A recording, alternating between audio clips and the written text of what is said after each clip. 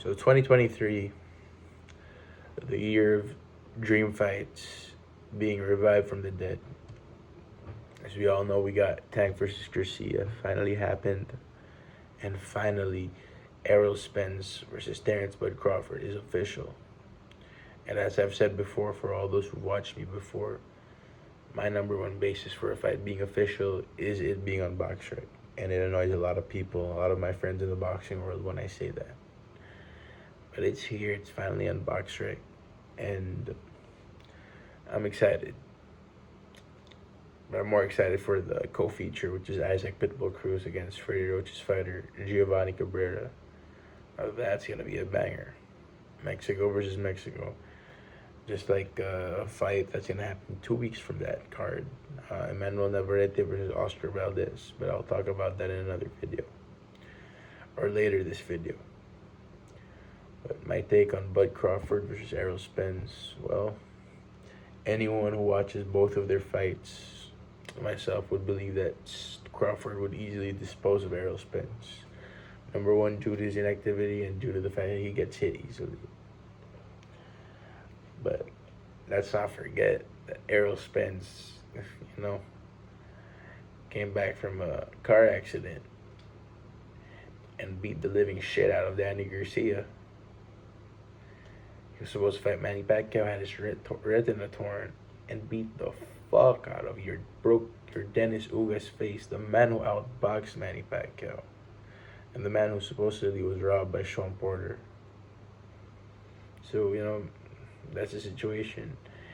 And Terrence Crawford is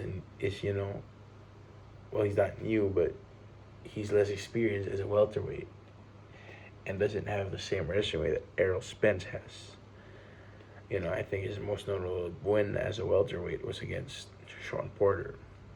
And Sean Porter was already defeated by Errol Spence, which was a close fight, a much closer fight than that of Crawford versus Porter. But that fight happened after Spence already beat Porter. And Spence, in fact, dropped Porter too. So, it's not that much of a difference. Looking back. So I'm checking the records out right now. And Crawford has only been in the welterweight division for 5 years. And he took the belt from Jeff Horn, the guy who beat Manny Pacquiao, in a controversial decision. And his competition his resume wasn't as good. It's just a little worse. Spence's resume is a little worse. It's a little better than that of Terrence Crawford. But I believe that Crawford has been dropped before. He was dropped against Cavaliascos, but he was counted by the referee. He looked like he was rocked to his boots. Spence too was rocked against Ugas, but he bounced back and fired away. It's one of his styles in getting hit. It's just a matter of the time in the fight. But I believe Crawford has unlimited stamina, and so does Spence has unlimited stamina. And I believe both fighters have what it takes to stop one another. I believe Crawford can break Spence's face, maybe. But Crawford's eye has been shut before by Kell Brook, who was beaten by Errol Spence 300 years before Terrence Crawford put hands on Kell Brook. And if I'm not mistaken, Errol Spence left that fight without a mark on his face. Crawford left the Kell Brook fight with a swollen right eye, almost swollen shut. So, that's just... And I believe that Errol Spence can and will do the same thing, win or lose, to Terrence Crawford when they fight. Now, my personal prediction for this fight is eventually Crawford will get frustrated by Spence's durability. He's going to gas out. His frustration will be his worst enemy come in the championship rounds. And he's either going to lose by a close decision or he's going to get stopped in the last 3 rounds of the fight. But that's my personal prediction. The reality is, how I really feel is it's a 50-50 fight. It's a fight for the ages. Everyone's been waiting for, and it's just a factor of who is struggling at making weight more. Is it Spence or is it Crawford? Because last time I checked, they do make really big weight cuts, both of them. I believe Spence even cut from 190 a while back. Crawford, he showed up on the scale.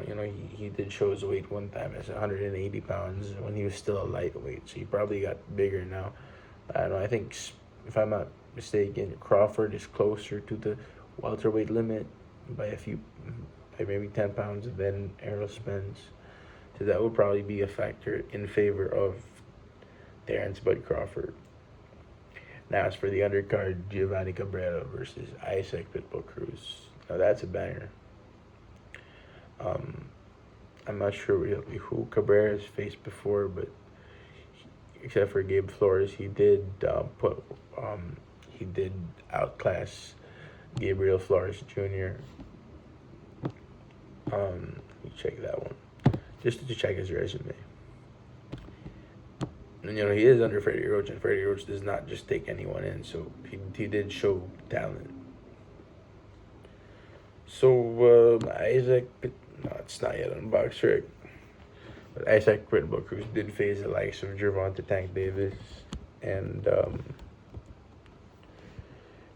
Yorkis Gamboa, but I believe that this is his next full-fledged 135 opponent in his prime. Aside from Tank Davis, this is gonna be Giovanni Cabrera, and I believe Giovanni will give Pitbull problems in this fight because he's a full-fledged 135 pounder and he has excellent skill. But he does have a similar fighting style to Zerdito Ramirez.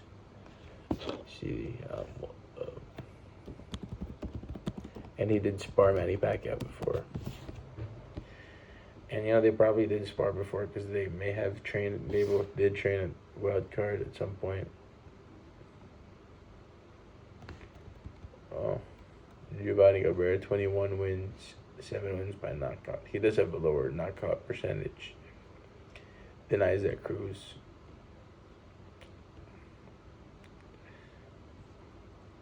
Yeah, so his record isn't as prestigious. He hasn't faced the prestige names that Isaac Cruz has.